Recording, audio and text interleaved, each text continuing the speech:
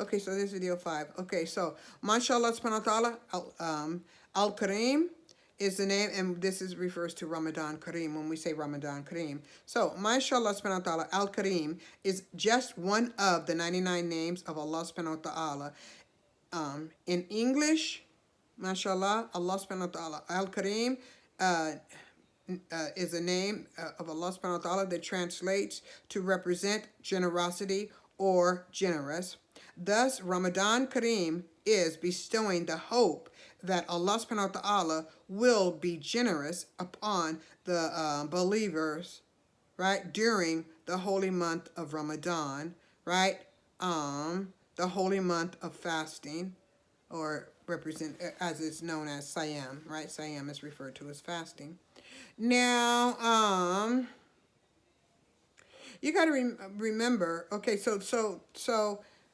well, first I'll say this: you got to remember when you embrace a new consciousness, you don't embrace it for the people.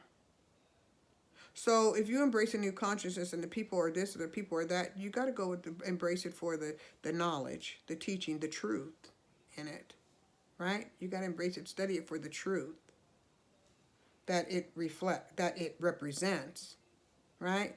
So when you embrace Islam, you embrace it for its truth, right? Not the people, not the words, not for a fad. No, you embrace it because you want to connect with the truth. You want to comprehend the truth, and you want to connect with Allah, the universe, and what it has to offer you, what the spirituality has to offer. Not what the people have to offer, not what the people look like, not what the people say, not even what they do. What the spirituality offers you, right? And then, if, mashallah, subhanahu wa ta'ala, in which you will find, such as myself, mashallah, and many others, those who do their best to live in accordance with the credence of Islam, or the spirituality, and the transformation it, has upon our lives and our consciousness. Because ultimately, the goal should be, consciousness, right? And not of a commercial consciousness, a celestial consciousness that allows you to live in accordance with life, in all in the celestial dimension or the spiritual dimension, as well as the physical dimension, but you live life in accordance to the spiritual, mandates. You live in the physical consciousness according to the spiritual mandates, right? All right, so that you can maintain your connection to the divine, right? Okay.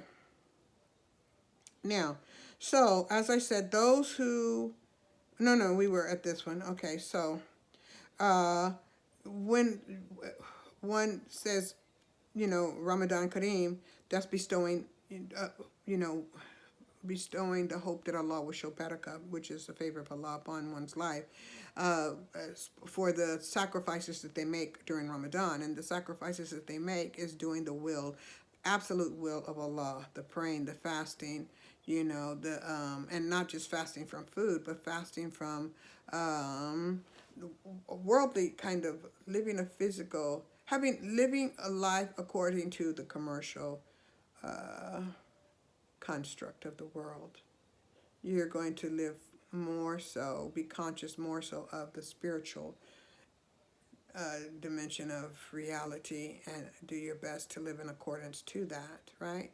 Okay, while sustaining from food, because the more you stay sustained from food, the more your energy becomes pure, and you get closer to Allah. And it says, fasting, everything else is for the person, right? Praying is for the person's salvation. Everything that they do as a Muslim is for their salvation. Fasting is for Allah, right? You're doing fasting for Allah, right? And that's a gift as well, because, you know, it should, knowing that you're doing something for the sake of Allah should bring you greater pleasure, because that's like your personal connection, right, to Allah subhanahu wa ta'ala. So you are connecting, you're doing your best to connect with the spiritual aspect of Allah subhanahu wa ta'ala, right? And for that, your body is pure, right? Your mind is pure, your energy is pure, because you're not getting food from the from the physical aspect. You're getting energy from Allah, right? Allah is sustaining you during your fast, not the food, not anything else but Allah. Your energy is coming from Allah, not the food, right? So you're connecting with Allah, right? And you're rejuvenating your body, your spirit, your soul. You're rejuvenating that. It's being renewed, right? And it takes strength to do that, spiritual discipline, right? Okay, so, and for that, Allah rewards, right? Okay, and this one is very important, because you're detoxing, fasting. This Ramadan is very important because you'll be detoxing from the 50,000 celestial year cycle, right? All the crap that was, you know, occurred in that past 50,000 years. So if you want to see what all occurred, do a quick review of the last 50,000 years, right? And that comet that came in, the green comet that came in, right, is symbolic of that, the last 50,000 year. And they said that was the age of the Neanderthal, right? Well, it wasn't necessarily the age of the Neanderthal, but they're saying that the Neanderthals walked the earth at that time, right? Okay, they were prevalent at that time, right? No, Hebrew Israelites weren't. You know, Al-Kibuland was not undeveloped, right? No, it was consciously developed, right? If we even think about Atlantis, right? Okay, then we can say Al-Kibuland was not, you know, referred to as the Neanderthals. The Neanderthals are the sons of Cain, right? The sons of Cain, those are the considered to be the cave people. They have that spirit that's been contaminated, corrupted by the Iblis, right? Shaitan, as a result of that unholy union between Iblis and Adam, right? And then as a result, Adam's energy was corrupted, contaminated, right? And then when he had a child with Hawa, that child had that energy of Iblis and man and woman, right? It didn't have the soul of the energy from Allah. That's why it's a beast. It was made of the primordial energy of the prior to the organizing of the atom, right? The earth, right? The heavens, right? Separating all the elements, right? Okay. So it was, let's say, the primordial soup, a bunch of mess, right? A big mess, and Allah brought order to the heavens, right? Okay, and so when Adam and had that conscious fall as a result of the union between him and the outcast creature, right? Then it, right? It contaminated Adam's soul, right?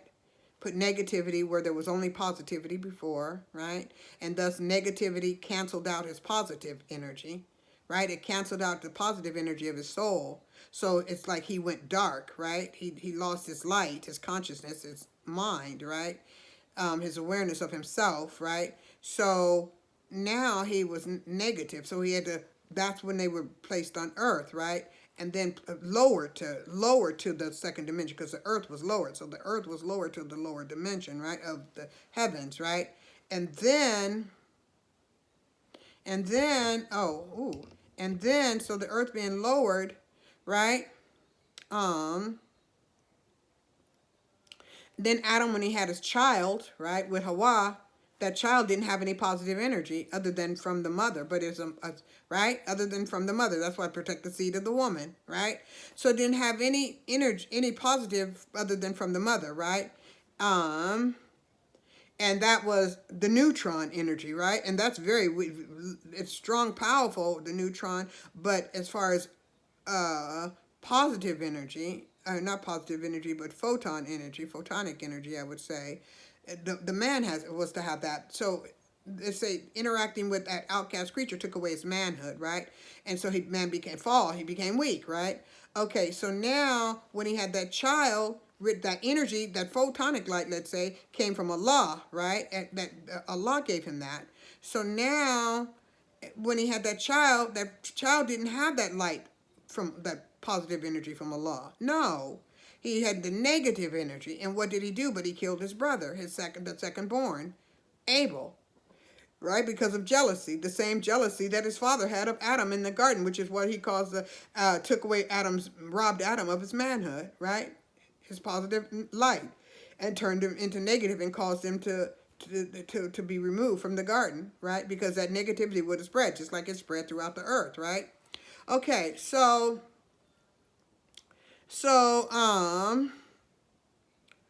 now, now you want to go back and you want to check out you don't want to be a part of that, you don't want to be a part of that negativity, right? The last 50,000 year cycle. So you want to be a part of the new energy, right? That has come through, right? So that's what this eclipse, the 8th, represents, right? To prepare for the falling away, right? Because it's going to fall away, right? So you want to abandon that. So you want to fast so your energy will be renewed. This is the last time to renew your energy. So you better fast. I don't care if you think this about Muslims, you think that about Muslims. You better fast. And how do you fast? From sunup to sundown. When they say when the thread of light, you see the thread of light, you stop eating. You stop eating. And then when the sun goes down, you eat. Right? Because you want to absorb that energy from Allah to renew your soul. Renew your spirit. Right? And you want to pray. And you want to keep the peace no matter who. Don't let nobody cause you to yield to violence and all of that. Now let's look at this. Who's not keeping the peace? Who really is a beast, right? Let's say that, go with that situation that's going on in that occupation of the Palestinian people. First of all, they're occupying their land. The Zionists are occupying the Palestinians' land, the land of Palestine, right? My ancestors' land, because the Palestinians are my ancestors, are my brother, my family too, right? They're my family through Abraham. They're my family. Through Ishmael, through Hijaz, right? Through Hajar, right? Okay, now, the Kemetic mother, right? Okay, now, so the Zionists are occupying that land. First of all, that's wrong. So that in itself is against the will of Allah and will be removed, right? Inshallah subhanahu wa ta'ala, that will be removed.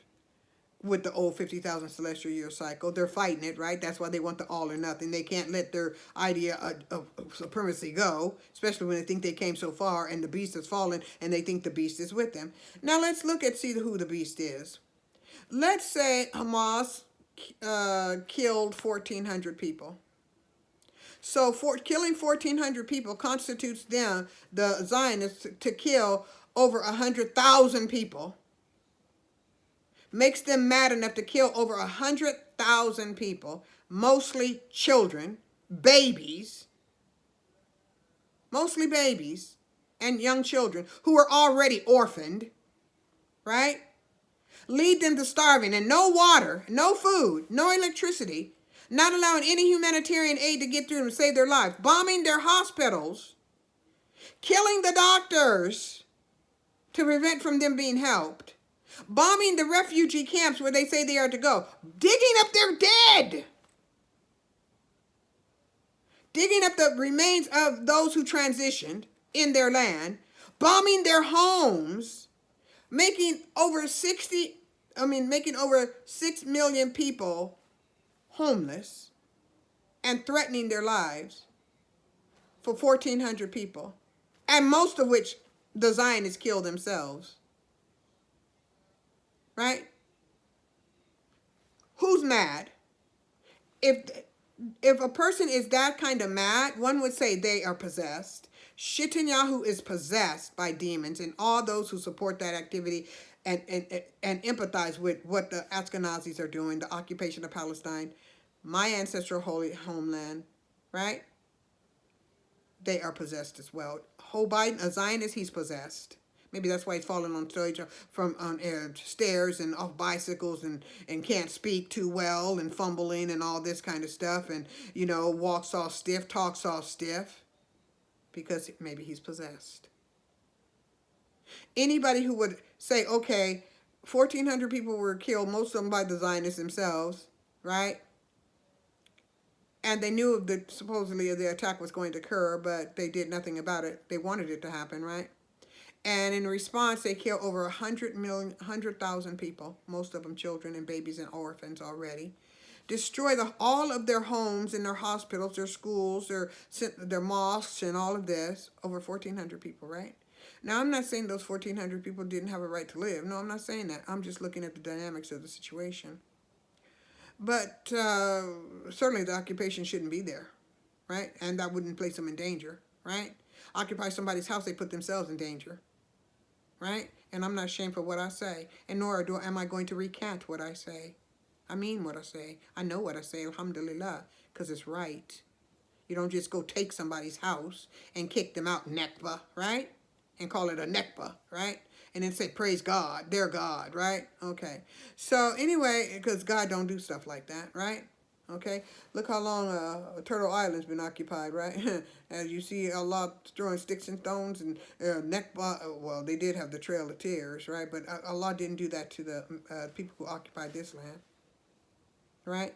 Okay, now, so anyway, no,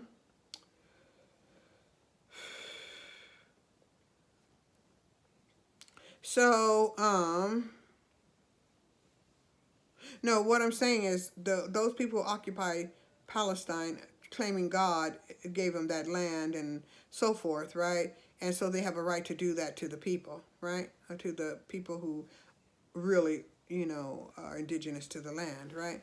Okay, so we're going to go to video 5.